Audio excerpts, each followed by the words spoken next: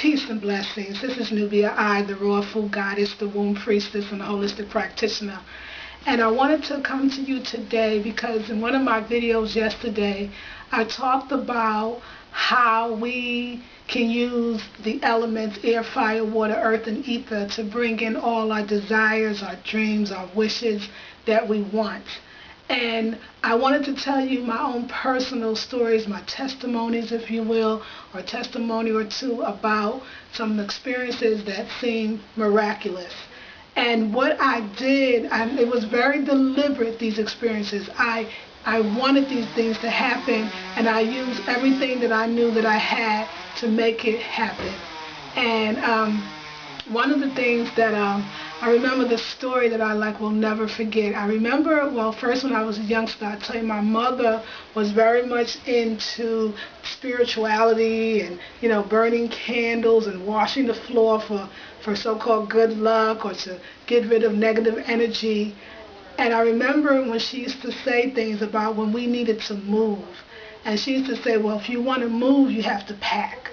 And let me tell you about this on a metaphysical level, what does that really mean? So I remember living in this apartment right here. I've been in this place for 15 years. So I live in an apartment that really is a big, beautiful house, and it's separated into 3 apartments, and it's really beautiful and lovely. My daughter was born in this apartment, and that in itself was already miraculous. But anyway, I was going through it. My daughter was about 4, maybe 3 or 4, and her father and I were going through a separation.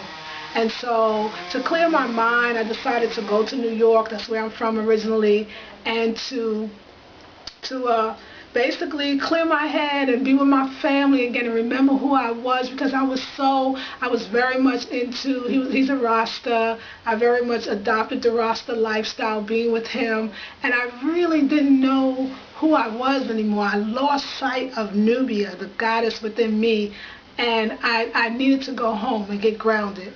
So I went home back to Brooklyn, and I wound up staying, I think I stayed June, July, August, and after August, I thought, maybe I'll live here. I think I want to stay. I think I want to move back to New York. Well, I was subleasing this apartment here, and so I had a beautiful Filipina sister of mine. She was leasing a place, and after 3 months gone, I called her and said, sister, you can have the place. I'm not coming back. Well, what started to happen? September got into September 1st, 2nd, 3rd. It was September 9th. It started getting cold. It was just a taste of the New York weather and the New York winters. And I don't do cold. I feel like a Californian now. I don't do cold. And even though in Northern California it gets colder than LA, it's still nothing like the East Coast. And I just was like, no. Plus, I didn't think I wanted to live with my mom again. I was a grown woman. I just thought about the whole New York hustle, and I'm at this point very Californian, so I went home. I had nowhere to go but with my ex, who I was getting myself away from. I wound up staying with him for a while, and it was not the best of situations. And I remember sitting in the window of his living room, and there was a big, beautiful tree in front. And I would look at that tree for hours, at least an hour a day. And everybody in the house thought that I was like, oh, you really want to move, or you're really missing home, or you're really missing your apartment. And they didn't even know. No, I was sitting there visualizing myself in the perfect place. Not necessarily this apartment, just in the perfect place. And I saw myself in it. I saw myself moving. I saw myself, going and doing what I wanted to do. Within 2 weeks, my neighbor who lived next door to me in this apartment where I originally lived, called me and said, I know you're at your daughter's father's house, and I bet you're miserable. Never talked to her, but this is what she said. And I want to know if you want to roommate with me. So now I'm across the hall from my apartment where my sister, Filipina sister, is living. I'm across the hall staying with my neighbor, which is already miraculous. I said, oh yeah, and I left that day, got my baby, and I was gone, and I went home. I went here, and I'm in apartment B, and that was apartment A. So we decided to do it for about 6 months. Well, 6 months lingered into about 8, 9 months. At that point, she was ready to have her space back again. It was a 1-bedroom apartment. I took the living room with my daughter. She took the bedroom with hers. And we were really wanting to move on. So at this point, I started working at this black alternative school called Luxor Academy in Oakland. And this school, it opened my mind to Kemetic studies and Kemetic magic and the mysteries of Kemet and candles and spirit and incense and aromatherapy and how to bring in what you want through those things. So I was very much up, and I knew that I had to move. And I kept remembering my mom said, if you want to move, you have to pack.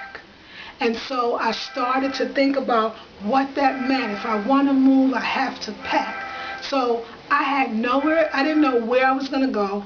I had no place in mind to go. I didn't have a place to go.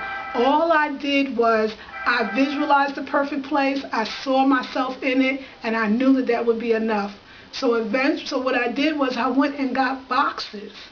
And I started to pack, and I labeled the boxes, the kitchen box and the living room box and the bedroom box. And my neighbor, who I was staying with, my roommate, she said, so you have a place to go? Oh, yeah, girl, I'm telling you, I got the perfect place to go. It is beautiful, awesome. Well, who's going to help you move? Oh, my daughter's father. Everything's taken care of. He didn't even know I was moving. I did in my mind have the perfect place to go, but that was it. So I packed all my stuff.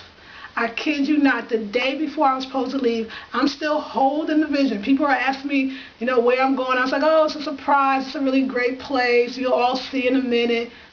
I packed that bag the day before I was supposed to leave, the evening before, the morning that I was moving out, wherever I was going, I don't know. I get a call from my neighbor who's in my apartment, my Filipino sister, said that she moved out that morning and that she won't be coming back. And I asked her, well, what happened? Well, apparently she was very much afraid of wasps. She had had an allergic reaction to a wasp when she got bit at 12 years old. And so my apartment attracts a lot of bees, which bees are attracted. When bees come, that means that there's Het Haru, Oshun is around. So she's very much was a goddess, but she was really afraid of this part of the elements. And one wasp met her at the door. She said when she walked in, she opened the door, the wasp was there. She closed the door and left. She left me with a big, beautiful mirror because she was a dancer. She left me with this beautiful Victorian furniture I don't have anymore, but I had then, new dishes and towels. And the next morning, my friend says, are you having somewhere to go? And I called my landlady and said, can I move back in my apartment? She said yes. And I said, yes, I do. I'm moving next door. And I told her the whole story. So everything was packed. I just slid my boxes across the hall, and I was back in my apartment. I got so many of those stories. But what is like the moral, if you will, of this story? Why am I even telling you this story? Because this earth, this universe is working with you and for you. When I say the word goddess or goddess, I'm saying that I am the one that creates my life. I am the keeper. I am in charge of my life. I have magic. I can make things happen. I am made in the image and likeness of God, Goddess. So therefore, I am that. So I am a co-creator. And so that is the goddess. That's what the goddess does. Some people have issues with the goddess word, or they think you're being sacrilegious, or people that are not religious think that you believe in some God outside of yourself. It's saying that you have this magic and this power, and you must use it. What are you waiting for? And so I did. And so this is the energy. This is where my thoughts come out about my beauty products, which I want people to just remind you again that I do have beauty products for sale. Everything is only $10, 100% all natural. I do consultations, $50, went from $100 to $50. And somebody asked me also, how did I learn about this nature and the whole bit, and can I recommend some books? I'm going to think about books, but a lot of it from practical experience, from being in nature, from listening to the voice or voices that one within that's activated when I'm in nature, because it's quiet and I can hear. Because the voice is always talking to you. The voice is always telling you what to do, where to go, how to do it. But most of the time, with the bright lights and all the stimuli that we have in the so-called cities, we don't hear it. We don't see it. We don't feel it. And so I want to bring that to you. And that's what I hope that I am bringing to you, that you are a goddess and you make things happen. So anyway, I'll be coming back to you with more testimonies about the life of a goddess and how you too can bring more of this goddess energy into your life. This is Nubia I, the Rawful Goddess, the womb priestess and the holistic practitioner, and I'm wishing you peace, love, and Hotep. Thank you.